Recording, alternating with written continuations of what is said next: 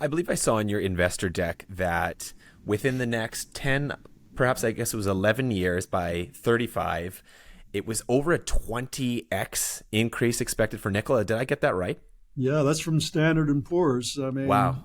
you can imagine that even though it's just a quarter of that, and we have to produce 5 times more nickel than we are right now, then Mhm. it's going to be very, very difficult for our mining industry to keep up to that.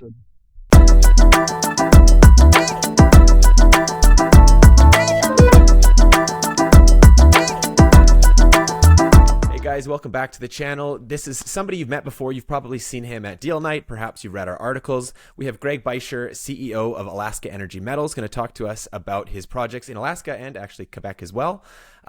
Greg, I've seen you recently, but it's good to see you again. Thanks for taking some time with us today. Likewise, Kevin, pleasure. I'd like to think by now a lot of people will be familiar with your story. Like I said, we've written about you. They've seen you at Deal Night. But perhaps if we get some new eyeballs here that don't know your story as well as someone else might, can you give us a bit of a rundown what it is you guys are all about? Yeah, good. Thanks. The word is starting to get out. I think there is a little bit of a buzz going around about our company, and I'm happy with what we've been able to accomplish in just 9 months.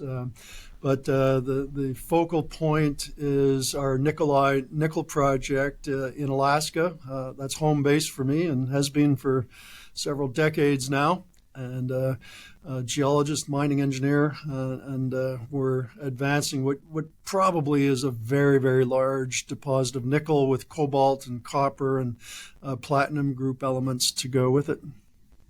And I'm going to pat you on the back so that you don't have to do it yourself. In the last, since, what did I calculate? Since April, you guys have raised over $12 million. I think that number is actually closer to 15. I'll say two things. One, nobody raises money in the summer, or it's difficult to raise money in the summer. And it was extraordinarily difficult to raise money this summer. So hats off to you guys. That just wanted to put that at the beginning of the video so that people perk up and realize this is a real, this is a real deal. You're in Toronto right now being toured around by bankers. You said there's buzz on the street. I think that's an understatement. So I just wanted to preface the rest of this by putting that out there. Now let's go back. I want to talk about your background. So you've been a geologist for many, many years, but you have a special relationship with this project. Can we go back in time, talk a bit about how you got to this point? You bet. My first career as a young geologist was with a great big nickel mining company called Inco, a Canadian institution that is now bought up by Vale. But that was my learning ground. But when I got enough experience, they sent me to Alaska because there was a spot that appeared to have geologic similarities to a place in Russia called Norilsk, which is the largest accumulation of nickel metal on Earth, and they wanted me to find something similar. And so, 1995, started working on the project. It was just a really grassroots green idea, but we discovered nickel and probably discovered a lot of it, but the concentration of metal or the grade for the 1990s wasn't going to cut it. But everything's different for nickel now. I've been able to reacquire the mineral rights to the exact same project I worked on all those years ago,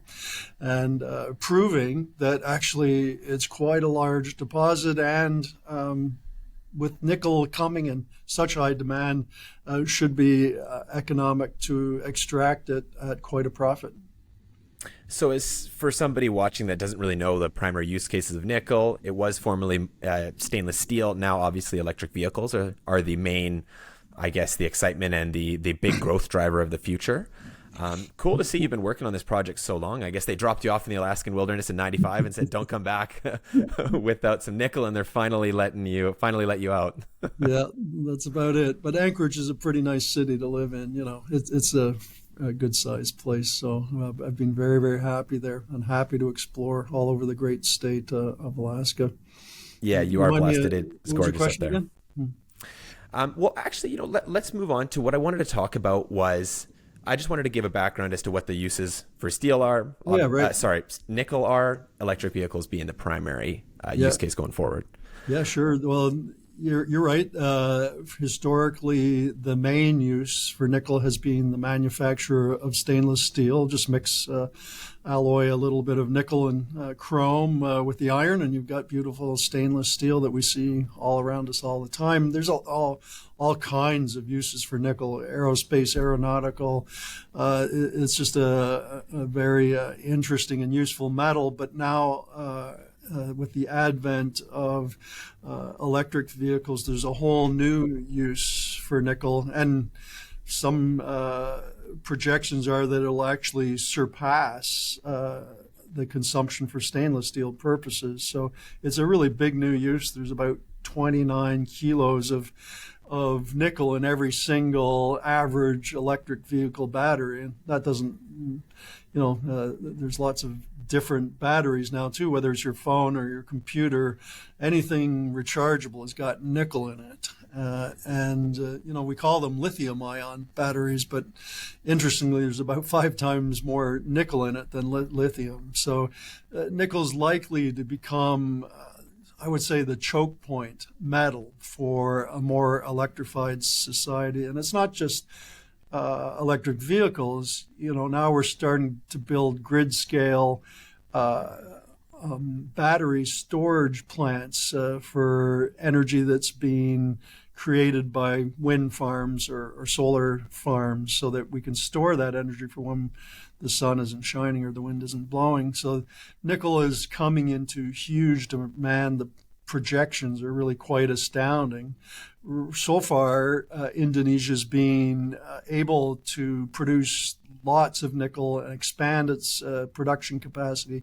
So the price of nickel is actually still right soft right now, but that Indonesian nickel comes at a cost to the environment, and sort of negates the reason to put it in batteries so that we can save carbon going into the atmosphere by driving electric cars, because they're burning coal to smelt the nickel from the ore there, and they're just operations that are really hard on the environment, and that's why I believe that the United States should mine its own metals, where we do have the highest environmental regulation, where we do respect human rights and have good workers, working conditions, and better to mine it at home so that we're sure of the supply. The United States imports 100% of the nickel that it uses. And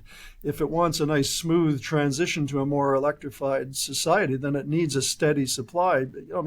Car manufacturers are spending billions retooling their plants to build electric vehicles, and they're spending billions to build new battery factories all over the continent. But they're kind of coming at it backwards, because they're not sure that they've got a steady supply of the raw metals to do the manufacturing. So I think it's extremely important. As an American, I feel that our country is really vulnerable to metal supply chain disruptions.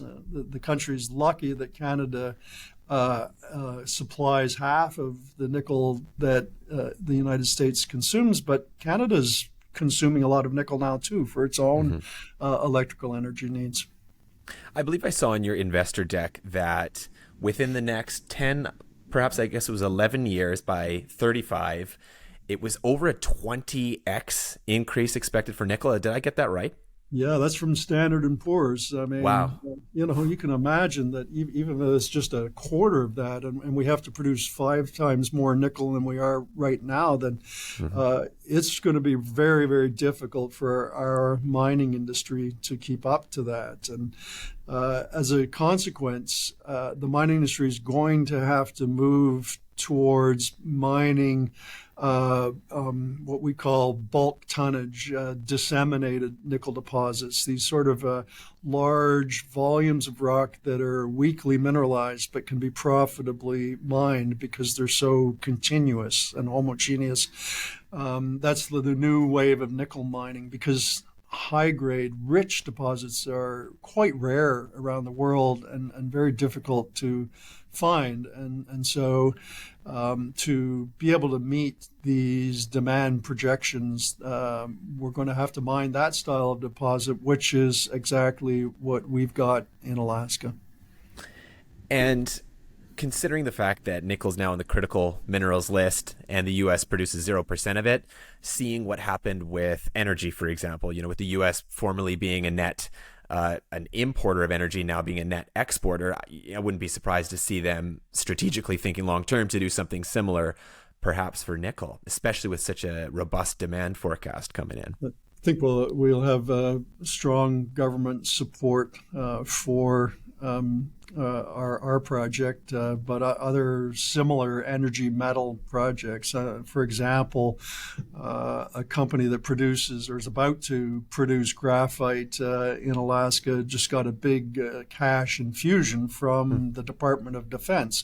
The Department of Defense in the U.S. certainly realizes how vulnerable the country is to metal supplies for their own consumption, specifically in defense applications, but also generally as a country. They get it. They understand how vulnerable the United States is. And I think that our administration, it's obviously pushing really hard for electrification, and it needs to also, help with permitting timelines. We've got the metals in the United States, and the federal government could do a better job of permitting timely mine applications. We don't want a reduction in the environmental protections, but what we do want as an industry is quicker decisions on mine development projects. Mm-hmm. And I could probably take a guess at this, but I'm going to let you educate me regardless. Why Alaska? What's the reason? Why is that the frontier that we're so focused on? Yep. Well, it's a great big frontier, and it hasn't been very well explored.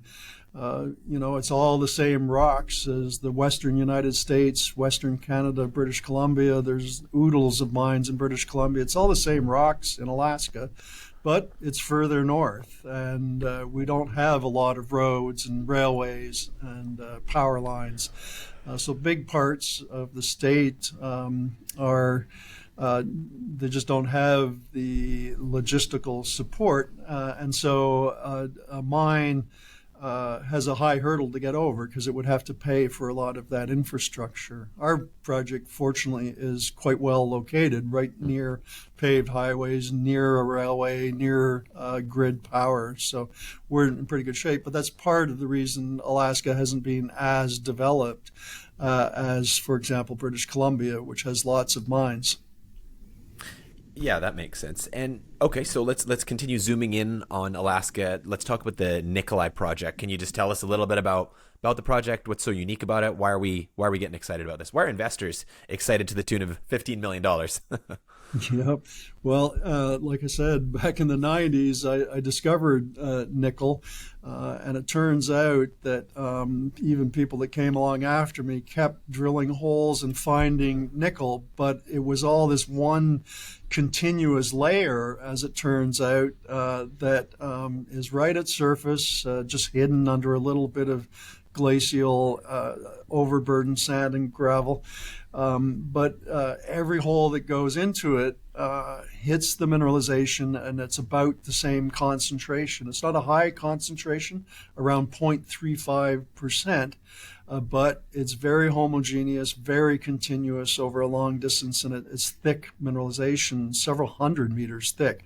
And so you can imagine that once we've drilled this deposit off on a grid-style pattern so that we can quantify the amount of metal, it'll be a big deposit, and one that, if it turns out it's economically feasible to mine it, would last for a very long time. Mm-hmm. And perhaps let's detour for a quick educational moment for viewers and myself, to be fair. I'm kind of curious to learn more about the process of going from a patch of dirt in the wilderness to an actual operating mine with cash flows? Like, what is the process in, like, how does that work? Educate Yeah, us. no, it's quite the process, but I'll be It glad is. to explain it. Back in the 90s, INCO had done research. So you start with research. Lots of geological work's been done in the past, and so they looked at geological maps, publicly available information. That's always the very first step that a geologist takes. But then once we had noted that the rocks are similar to a place that elsewhere in the world hosts a big nickel series of nickel deposits, that encouraged them to use satellite detection, airborne geophysical detection, ways to try to image below the surface of the earth, ways to get clues. And for example, on the ground, then we'll use other types of geophysical sensors to image the earth, but collect soil samples, because the soil, there'll be bits of metals dissolved in that soil that can be a clue to the rocks underneath. Make geologic maps in the field, collect samples of rocks. But ultimately, in the end, we drill holes as geologists into the earth with a diamond-faced bit that allows us to collect a core sample, a core of rock from beneath the surface. And then we send half of that core away to an assay laboratory that can tell us exactly how much metal is in that rock. And then by drilling a grid of holes on an engineering basis, we can calculate the volume of the rock and therefore the tonnage of the rock and the amount of contained metal to build what we call a resource. And so we've already done that on our project with some of the drill holes we have available. And already we have over 1.5 billion pounds of nickel documented on the ground, but there's still a lot more to the process. Once we drill off enough rock to prove that there's a deposit of adequate size, we'll have to begin calculating whether or not we could actually extract that material at a profit.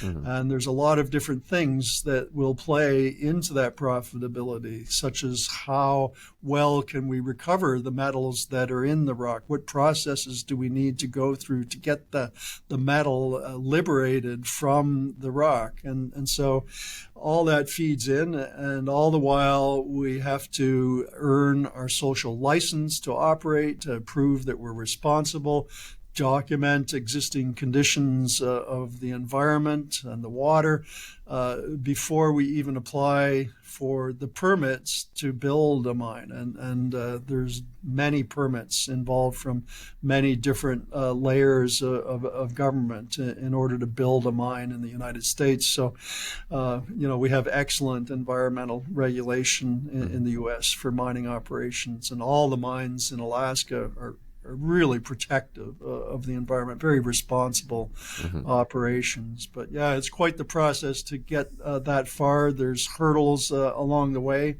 Lots of projects don't make it, but I think we've got the right project, the right time, with the right demand scenario for a very special metal. And you mentioned that it's a big resource, and then you mentioned that it's 1.5 billion. Sorry. Not tons. It would be pounds, I suppose. 1.5 pounds. And for Canadians, that's roughly 700,000 metric tons of nickel contained within that rock. It's a fair-sized deposit already. It's a fair size. Sounds like an understatement. That's very large. But perhaps to give some context, like something I find geologists love to do is they'll talking about ore grades, talking about sizing, kind of assuming that people know the context of what is big, what is small. So maybe if you know nothing about mining, is 1.5 billion pounds. That certainly sounds like an F load.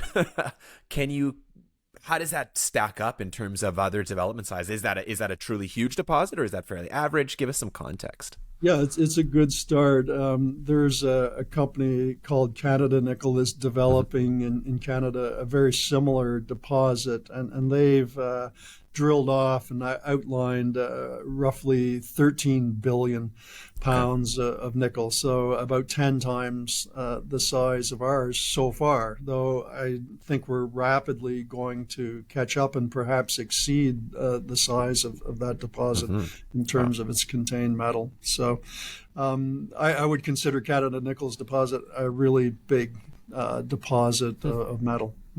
So that's a fairly good proxy, because if I recall, Canada Nickel's about market cap somewhere in 10 times yours, deposit 10 times yours. So I guess that's a very good comparison. To kind of work your way up towards a valuation like theirs, do you just need to prove that you have a bigger deposit, or is it more important to advance the deposit? What's kind of the key thing that's going to take you to that next step up in valuation? Yeah, for sure. We want to prove that there's more potential ore there, that the deposit is bigger than we've currently proven. Okay. We think we will. There's enough historical drilling to guide us that it seems a strong likelihood that we can do that with just one more drilling program this coming summer. But we're actually still just finishing crunching all the numbers from the drilling we did last summer. So potential investors can look forward to perhaps a transformative announcement in the coming weeks, where we add to that 1.5 billion pounds of nickel, and it should be quite a bit more as a result of the drilling done last summer. So 23, you had a drilling program going over the summer. How is that in size and scale compared to what you're looking to embark on in 2024, now that you have a lot more money? Yeah, and we think that the project deserves a pretty aggressive approach. Last year was just one drill, 8 holes, just over 4,000 meters of drilling. We'd like to come back this summer with 4 drills and drill 4 times as much through the course of summer 2024. So another quick educational moment. When you say drilling, like I see these images of these, it looks like a long tube of rock, essentially. And then we're talking about meters drilled. Like, tell me if I'm correct in saying when you basically punch a hole in the ground, come up with a meter of whatever the material is that considered 1 meter of drilling activity? Exactly right. Yeah. Okay. So as I mentioned, it is a diamond-faced bit that's lubricated by water pressure that flushes away the cuttings, but the center of the bit is hollow, and it allows this core of rock to rise up through a tube at the bit face. And typically you drill about 3 meters per run and then pull it out. I find mining so fascinating. Still lots to learn. So perhaps, Kevin, I wish every person in the world could visit 1 or 2 mines to really understand what goes on and where the metals come from that are used all around us. I mean, people sometimes wonder, where does the electricity come from? Well, it comes out of the wall, but how to get there's a lot of metals that made that happen. And whether it's your phone or your computer, everything around us, if it wasn't grown, it came out of the ground. It was mined. Yeah, no kidding. We need to have an appreciation for how we actually live this privileged lifestyle that we've become so used to. Yeah. So you've alluded to a few things already, but if we're going to mark off perhaps a few potential catalysts, I know you can only say so much based on what's disclosed, but any kind of things you would want to point out to investors, something they should be keeping a close eye on, getting ready for in the next, let's say, 12 months? Yep. As I mentioned, we'll soon be able to announce an increase in the metal inventory in the ground as a result of the drilling that we did last summer. We've sent a lot of samples to the laboratory to tell us how much of those metals could we recover from the rock. It'll be an important consideration because typically you can't get all of it, and that'll have a bearing on the economics of a potential mine development. And then before we know it, we'll be drilling again, like I say, 4 drills, 15 or 16,000 meters of drill core to collect. And then producing the assay results through next fall from that work. And as long as things go the way I think they're going to go, we'll have quite a large metal inventory by the end of announced by the end of 2024. That should put us on the map of every major mining company in the world. And at that point, I suspect that it would make sense for us to bring in strategic investors, whether they're mining companies or metal processing companies or consumers of the product, such as a car or a battery company. Canada Nickel's blazing the trail for us that way. They've done a great job of securing strategic investments from mining companies, Anglo American and Agnico Eagle, but then integrated battery company, Samsung, has purchased an interest in that company because they want the guaranteed supply that would come from that mine in Canada. So we look to making similar strategic arrangements with other companies. Fantastic. Well, we've discussed a lot of the reasons to be excited about this project. We've talked about your momentum, talked about the potential size of this resource. Would you like to leave investors watching this with a few bullet point notes that you want to drill, pun intended, drill into their mind before we depart this video? Sure. Well, investing in metals stocks can turn big rewards. Over my career, I've seen people make a lot of money by investing in metals. The one thing you can be sure of is its cyclicity of metal prices. And usually if a metal is down, at some point its price is going to go up, and the companies exploring for that particular metal typically are leveraged, and their share prices climb very dramatically. And you've seen it recently. I know we were talking about it, that those who had invested in uranium companies have seen really great liftoff in the last just few months. And when the change occurs, it tends to happen quite rapidly. You'll see a 30% run up almost overnight, and now here we're a few months into a uranium bull market, and I've seen investors make 100% and more profits already. And so nickel price is not too strong right now, but the demand projection is huge. So be a bit of a contrarian and purchase stocks of metal companies that are maybe a bit out of favor in terms of their metal pricing right now, so that you can get that initial liftoff and then really profit. I think that's an excellent example with uranium, because I've been following the space for years now and seeing the CEOs kind of preaching in a similar way that you are now about the demand, about all these considerations, and then it's going to happen, it's going to happen, it's going to happen, and then one day it just happens. And if you're not already positioned in there, it can be tough to get in. So it's almost like, just like you said, once the news is out, not to say it's too late, but it's a lot of the easy money has gone to somebody else if you've waited until that point. Right, so where it's gone. Finally seen that firsthand. Yeah, I mean, I try to do this with my personal investing, is pick things that are out of favor, but I know will come back, and I just dollar forward averaging, picking up a few shares here and there, and all of a sudden your portfolio looks pretty good one day. Yeah, certainly. Well, I would be very excited to see another one of those stories here, and this is certainly shaping up to look that way. Investors at home, if this is a stock that's perhaps not on your watch list, get it on there right away. AEMC.V if you're Canadian. If you're American, it trades over the counter. AKEMF. If you guys have any questions, reach out to us anytime. We love chatting about this stuff. Greg, thank you so much for sharing some of your knowledge with us. This is a story I'm excited about. We're going to keep covering you, following the story, and looking forward to seeing this be another highlight in the portfolio. Super. Thanks a lot, Kevin. Always great to talk to you. Thanks, Greg. Pleasure's mine.